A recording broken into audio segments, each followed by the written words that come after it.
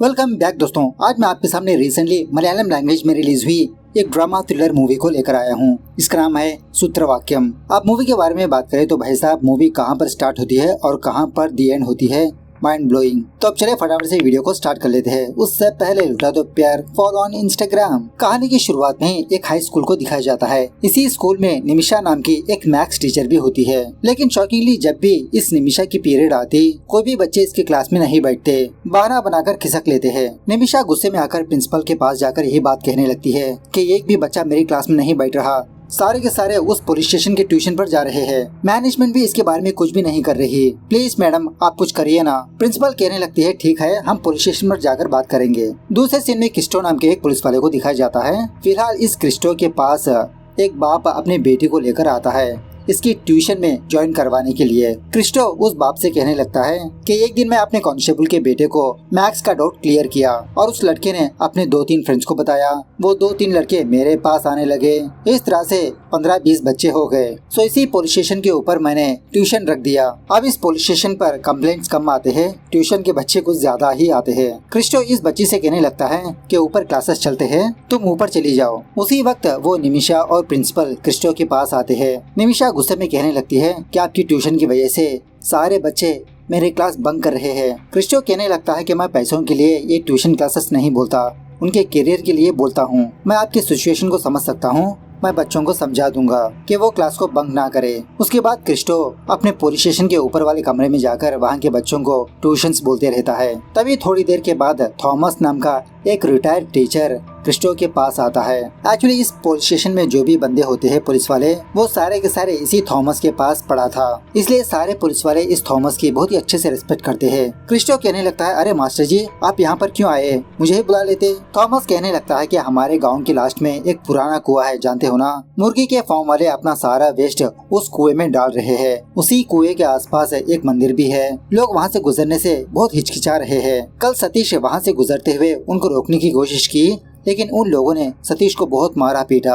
काफी सारे लोगों को उस बदबू से दिक्कत हो रही है। वो पुराना कुआं डेविड के प्लेस पर है, लेकिन फिलहाल डेविड की फैमिली इंडिया में नहीं है। क्रिस्टो कहने लगता है कि मास्टर जी मैं इसके बारे में संभाल लूंगा, आप जाइए। खैर क्रिस्टो की ट्यूशन में आर्या नाम की लड़की और अखिल नाम का लड़का एक दूसरे से प्यार करते रहते हैं। हमेशा एक साथ ट्यूशन पर आते जाते बहुत लाइक करते रहते हैं। एक दिन इन दोनों को एक साथ आर्या का बड़ा भाई विवेक देखकर घर आकर आर्या को बहुत मारने पीटने लगता है। दूसरे दिन आर्या ये बात अपने टीचर निमिषा को जाकर बताने लगती है। उसी रात अखिल का फादर अपने बागीचे में जंगली सुअरों के लिए कुछ ट्रैप्स रखते रहता है। अखिल से कहने लगता है कि इन ट्रैप से तुम थोड़ा बचकर रहना, गलती से भी अगर तुमने अपना पैर इनके ऊपर रख दिया तो तुम्हारे पैर की हड्डियां ही टूट जाएंगी। दूसरे दिन निमिषा क्रिस्टो के पास आकर उस आर्या के बारे में बताने लगती है कि विवेक आर्या को बहुत मारा पीटा। बचपन से ही विवेक आर्या को बिल्कुल भी लाइक नहीं करता।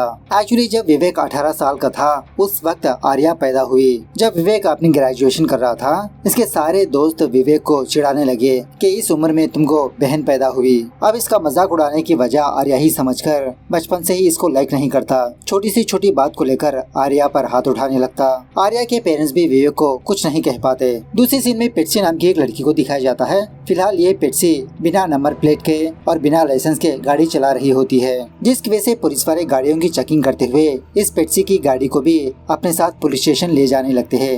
एक्चुअली ये पेट्सी रिसेंटली कनाडा से इंडिया आई होती है। दूसरी तरफ क्रिस्टो उस विवेक को अपने पुलिस स्टेशन पर बुलाकर 2-4 थप्पड़ मारकर वार्निंग देने लगता है। कहने लगता है कि तुम समझ गए होंगे कि मैंने तुमको क्यों मारा। विवेक को तो कुछ भी समझ में नहीं आता कि इसने ऐसा क्या कर दिया। उसी वक्त पेट्सी की गाड़ी रिलीज करवाने के लिए थॉमस की बहू शर्ली पुलिस स्टेशन पर आती है। उसी वक्त विवेक पुलिस स्टेशन से बाहर जा रहा होता है। शर्ली विवेक को देखकर पूछने लगती है कि तुम यहाँ पर क्या कर रहे हो। विवेक बहाना बनाने लगता है कि मैं पासपोर्ट वेरिफिकेशन के लिए आया हूँ। शर्ली कहने लगती है अच्छा हाँ, अगर वीजा में कोई प्रॉब्लम हो तो मुझे कांटेक्ट कर लेना, मैं तुम्हारे अच्छे से मदद कर दूंगी। इस तरह से विवेक से थोड़ा बातचीत करती रहती है। तो उसी ट्यूशन पर विवेक अपनी बहन आर्या और अखिल को देखता है। तब जाके इस विवेक को समझ में आता है कि क्रिस्टो ने इसको क्यों मारा। ये लड़की अभी भी उस लड़के से मिल रही है। खैर उसके बाद शर्ली कुछ पेपर्स पर सिग्नेचर करके पेट्सी और उसकी गाड़ी को यहाँ से ले जाती है। खैर उसी रात किसी मोहल्ले में कुछ बंदे टेरेस के ऊपर हल्के से ड्रिंक करते हुए एंजॉय करते रहते हैं। तभी एक बंदा अपने पड़ोस के घर में कार के अलार्म को सुनने लगता है। फटाक से वो बंदा उठकर उस तरफ देखने पर वहाँ पर इसको कुछ भी नजर नहीं आता।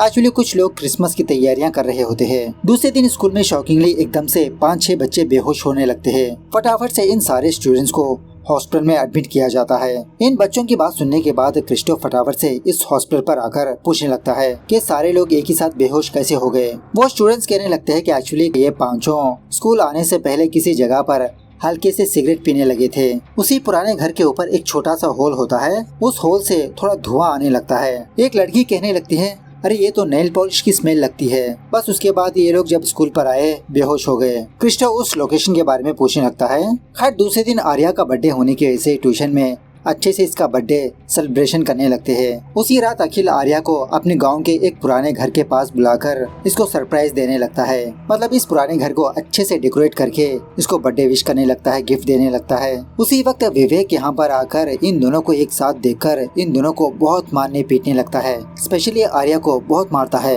कि मैंने तुमको कितनी बार कहा कि इस लड़के से मत मिलो। दूसरे दिन ट्यूशन में अजमल नाम का एक लड़का क्रिस्टो के पास आकर कहने लगता है कि सर कल रात मैंने एक बंदे को अपने कॉरिडोर से गुजरते हुए दीवार कूदकर दूसरे घर में जाते हुए देखा, शायद कोई चोर होगा वो। क्रिस्टो अपने कांस्टेबल से कहने लगता है कि तुम वहाँ पर जाकर थोड़ा इंक्वायरी करो। कांस्टेबल कहने लगता है, अरे सर आप भी क्या इस अजमल की बातों पर यकीन करने लगे? ये हमेशा हमारे साथ मजाक करते रहता है, आप इसकी बातों को लाइट ले लो। ट्यूशन खत्म होने के बाद अखिल अपने फ्रेंड से कल रात का इंसिडेंट बताने लगता है कि विवेक ने हम दोनों को बहुत मारा पीटा, मैं जरूर उस विवेक से बदला लूंगा। इस तरह से उसी रात अपने फादर के उन ट्रैप्स को लेकर उस पुराने कुएं के पास जाकर 2-3 रख देता है, क्योंकि गांव के कुछ लोग कचरा फेंकने के लिए यहीं पर आते हैं। जब अखिल इंतजार कर रहा होता है तो थोड़ी ही देर में विवेक अपने हाथ में कोई कचरा लेकर उस पुराने कुएं के पास आता है। तभी उस ट्रैप में विवेक का पैर फंस जाता है और उसी तरह से ये बंदा विवेक उसी कुएं में गिर भी जाता है। अखिल डर के मारे जब कुएं के अंदर झांकने लगता है तो गलती से इसके हाथ से एक बड़ा सा पत्थर उस कुएं में गिर जाता है। अब इस हादसे के बाद अखिल को बुखार ही चढ़ जाती है। यही समझने लगता है कि मेरी वजह से विवेक मर गया, मैं तो बस उसे जख्मी करना चाहता था। स्कूल ट्यूशन नहीं जाता, अपने फ्रेंड से नहीं मिलता। दूसरे दिन निमिषा क्रिस्टो को फोन करके आर्या के बारे में बताने लगती है कि विवेक ने दोबारा आर्या को बहुत मारा पीटा। सो गुस्से में आकर क्रिस्टो उस विवेक के घर पर जाने पर विवेक के माँ बाप कहने लगते हैं कि विवेक तो 1 हफ्ते से घर वापस नहीं आया। मतलब जब जब विवेक अपने घर से बाहर चला जाता है 1-2 हफ्ते के बाद वापस आता है। जब आर्या को बुलाता है तो सच में आर्या की हालत बहुत ही खराब होती है, सारी बॉडी में जख्म ही होते हैं इसके।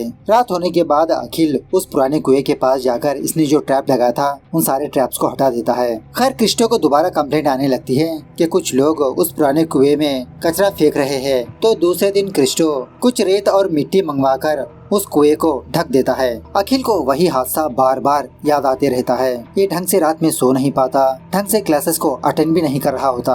खैर दूसरे दिन स्कूल में साइंस एग्जीबिशन होने की वजह से अजमल एक छोटा सा प्रोजेक्ट करके अपने टीचर्स को दिखाने लगता है। इस प्रोजेक्ट को देखने के लिए क्रिस्टो भी आता है। क्रिस्टो अजमल के प्रोजेक्ट को देखकर बहुत तारीफ करने लगता है और इसी तरह ये भी कहने लगता है कि तुम ये प्रोजेक्ट हमारे ट्यूशन पर लेकर आ जाओ, मैं अपने स्टाफ को दिखाऊंगा। सो स्कूल खत्म होने के बाद अजमल अपना प्रोजेक्ट लेकर पुलिस स्टेशन पर आता है। क्रिस्टो कहने लगता है कि तुम इस प्रोजेक्ट को यहीं पर रख दो कुछ दिन। क्रिस्टो इस प्रोजेक्ट में से एक छोटी सी डिवाइस बाहर निकालता है। अपने स्टाफ से कहने लगता है कि इसको फोरेंसिक लैब भेजो। कांस्टेबल पूछने लगता है कि आखिरकार ये क्या है। क्रिस्टो कहने लगता है कि एक पेसमेकर है, हार्ट पेशेंट्स को ये लगाया जाता है। अगर ये डिवाइस बाहर है जिसका मतलब किसी का दिल रुक गया। पता करो कि ये डिवाइस किसका है, अजमल को कैसे मिला, किस हॉस्पिटल में ट्रांसप्लांट किया गया था। खैर उसी रात इनके गांव में कांतारा टाइप का कुछ फेस्टिवल चलते रहता है, सारे लोग शामिल होते हैं वहाँ पर। इसी दरमियान में एक बंदे को वहाँ पर किसी का पर्स मिलने पर क्रिस्टो को जाकर देने लगता है। जब क्रिस्टो इस पर्स को चेक करने लगता है, शॉकिंगली ये पर्स विवेक का होता है। इसी पर्स में एक बार की बिल भी होती है। अब क्रिस्टो तो ऑलरेडी विवेक को सर्च करते रहता है ना। सुबह होने के बाद क्रिस्टो उसकी टीम उस बार पर जाकर विवेक के बारे में पूछने लगते हैं। इस बार के बाहर कैमरा होता है लेकिन बार के अंदर एक भी कैमरा मौजूद नहीं होता। सो फुटेज देखने पर क्रिस्टो को ये बात पता चलती है कि 1 हफ्ते से विवेक इस बार पर आता जाता है। आते वक्त खाली हाथ आता और जाते वक्त अपने हाथ में कोई कवर लेकर जाता। और उसी तरह एक दिन विवेक फुल दारू पीकर बिल पे नहीं किया।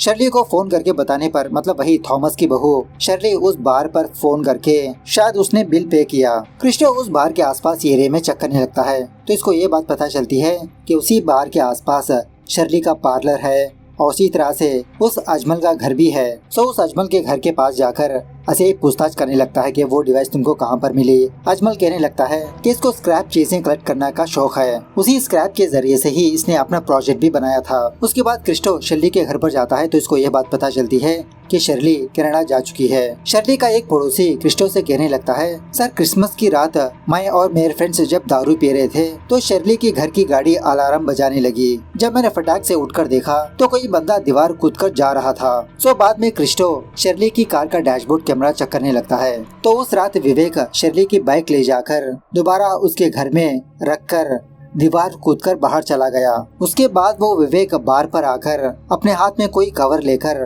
बाहर चला गया। इसी दरमियान में फॉरेंसिक वाले क्रिस्टो को ये बताने लगते हैं कि वो पेसमेकर पेट्सी की बॉडी में का है। क्रिस्टो, विवेक, शर्ली पेट्सी के बैंक अकाउंट्स को चेक करने लगता है। पता चलता है कि पेट्सी के बैंक अकाउंट से 3 CR शर्ली के बैंक अकाउंट को ट्रांसफर हुए। उसके बाद वो पैसे मैथ्यू नाम के एक बंदे के अकाउंट पर ट्रांसफर हुए। बाद में क्रिस्टो उस मैथ्यू को बुलाकर इंक्वायरी करने लगता है। मैथ्यू कहने लगता है कि एक्चुअली मुझे मेरे बिजनेस में कुछ पैसों की जरूरत थी। मैंने शर्ली से मांगा तो शर्ली ने मुझे थोड़े पैसे अरेंज करके दिया, लेकिन मैं इस पेट्सी के बारे में कुछ नहीं जानता। दूसरे दिन क्रिस्टो अपने मास्टर थॉमस के पास जाकर कहने लगता है कि मास्टर जी, सारे लोग यही समझ रहे हैं कि पेट्सी इंडिया छोड़कर चली गई, लेकिन मेरे इंक्वायरी के हिसाब से पेट्सी कनाडा नहीं गई। और उसी तरह से पेट्सी के अकाउंट से आपके बहू के अकाउंट में 3 CR ट्रांसफर हुए। सारी बातें क्लियर होने के लिए आपकी बहू को इंडिया वापस आना पड़ेगा। सो बाद में थॉमस अपने बेटे को फोन करके झूठ कहने लगता है कि तुम्हारी माँ की तबीयत बहुत ही बिगड़ गई, हॉस्पिटल में एडमिट है, फटाफट से तुम और बहू इंडिया वापस आओ। दूसरी तरफ उस अखिल को बार बार वही हादसा याद आते रहता है, जिसकी वजह से अपनी निमिषा टीचर के पास जाकर सब कुछ सच बता देता है कि इसके हाथों से ऐसी गलती हो गई। दूसरे दिन क्रिस्टो उस शर्ली को अपने पुलिस स्टेशन पर बुलाकर अपने स्टाइल में इंक्वायरी करने लगता है तो शर्ली जो हुआ वो क्रिस्टो को सच बताने लगती है। सीन थोड़ा सा फ्लैशबैक में जाने लगता है। क्रिसमस की रात पेट्सी शर्ली के पार्लर पर जाकर उसे झगड़ा करने लगी कि तुमने मेरे पास 3 CR उधार लिया, लेकिन अभी तक एक भी पैसा नहीं लौटाई। तुम्हारी शादी होने के बावजूद भी तुम उस मैथ्यू के साथ अफेयर में हो। उसके बिजनेस के लिए तुमने मेरे पास पैसे उधार लिया। अब मुझे पैसों की जरूरत है। अगर तुमने मुझे पैसे नहीं दिया तो मैं तुम्हारे अफेयर के बारे में तुम्हारे हस्बैंड को बता दूंगी। अब इसी शर्ली के पार्लर पर वो विवेक भी आता है, मतलब अपने वीजा के बारे में बात करने के लिए। इन दोनों की झगड़े को देखकर विवेक इस पेट्सी को एक थप्पड़ मारता है। अब ये ऑलरेडी हार्ट पेशेंट होने की वजह से उसी वक्त इसकी मौत हो जाती है। शर्ली विवेक से कहने लगती है कि ये पेट्सी मेरी ही स्कूटी पर आई है, तुम मेरी स्कूटी ले जाकर हमारे घर में रख दो, मैं इस डेड बॉडी को ठिकाने लगाती हूँ। सो विवेक उसी तरह से शर्ली की स्कूटी ले जाकर उसके घर पर रख देता है।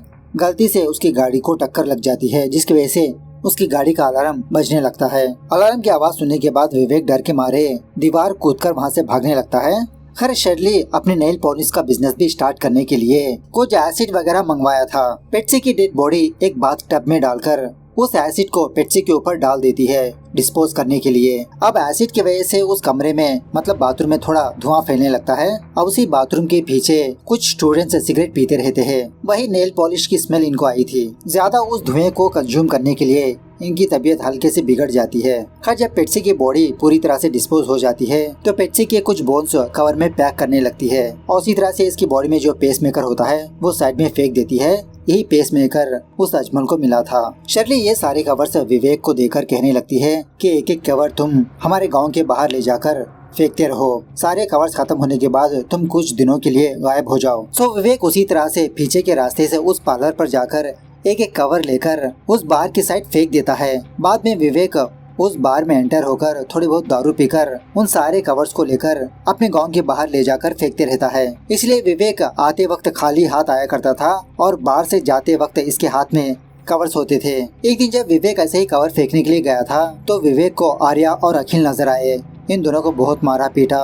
अखिल ऑलरेडी ऑब्जर्व किया था विवेक हर रात उस कुएं के पास आकर कचरा डालता है, इसलिए उसके लिए ट्रैप रखा था और गलती से विवेक उसी कुएं में गिरकर मर गया। खैर शर्ली क्रिस्टो से कहने लगती है कि इस तरह से हमने पेट्सी की बॉडी डिस्पोज कर दिया। उसके बाद विवेक क्या हुआ मुझे नहीं पता, वो मेरे कांटेक्ट में नहीं आया। अब क्रिस्टो सोचने लगता है कि विवेक का पर्स उस कुएं के आसपास मिला, जिसका मतलब विवेक वो हड्डियां उस कुएं में डालने के लिए जाया करता था। इस तरह से उस कुएं की खुदाई करने पर उसमें काफी सारे कवर्स मिलते हैं। विवेक की डेड बॉडी भी होती है। उसके बाद निमिषा क्रिस्टो के पास आकर अखिल के बारे में सच बता देती है। जाने अनजाने में हो अखिल ने जुर्म तो किया जिसकी वजह से उसको अरेस्ट करने लगता है। अखिल जुवेनाइल होम में रहते हुए ही अपनी पढ़ाई करते रहता है। क्रिस्टो अखिल के पास जाकर उसको क्लासेस बोलते रहता है। आर्या भी अखिल को लेटर्स लिखती रहती है। उसके बाद दूसरे सीन में हम ये देखते हैं कि क्रिस्टो अपने जख्मी कांस्टेबल को अपने गाड़ी में लेकर कहीं पर जाते रहता है। अब इस कांस्टेबल को क्या हुआ ये हमको दूसरे पार्ट में ही पता चलेगा। मतलब डायरेक्टर ने सेकंड पार्ट के लिए एक छोटी सी लीड दिया है। इस तरह से ये मूवी यहाँ पर दी एंड होती है। सो मूवी कैसे लगी कमेंट करके बताना जरूर। मिलते हैं अगली वीडियो में, तब तक take care, bye bye, see you soon.